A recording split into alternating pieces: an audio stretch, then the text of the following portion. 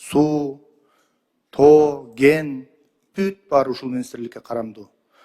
Демек бул министрликке келген министр өтө мыкты министр болот деген ишеничти артышыбыз керек деп ойлойм.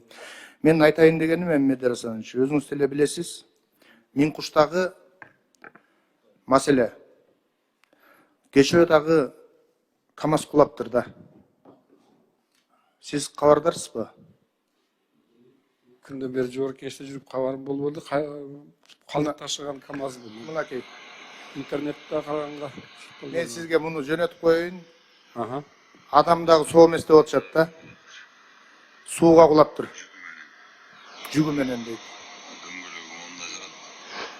Миң Куштагы жанагы уран калдыктарын ташыган КАМАЗ айылдын ичине кулаптыр. Айылдын ичиндеги сууга кулаптыр. Азыр тактап. Медер Асанович, бул экинчи жолу болуп атат. Баягыда дагы болгон. Бул нерсени аябай шалаакылык менен мамиле кылып атышат. Тиги жактагыларчы. Ошол жериндеги жетекчилер бул жерде мындай бир ал жерге барып контроль жок болуп атат. Муну өзүңүздөр билесиздер. Өкмөт өлкө башчысы, өкмөт башчысы эмес, өлкө башчысы өзү барып өз кепилдигин алган.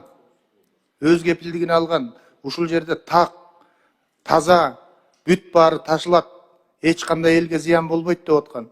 Муну бүгүнкү күндө ошол жердин жашоочулары кооптонуп атышат, чындап айткандачы. Бала бакырасы бар, жашап атышат. Айылдын ичине кулап атат мына бул КАМАЗ. Дагы кулаптыр. Азыр мына тамтыракай чыгып кетиптир бул КАМАЗдынчы.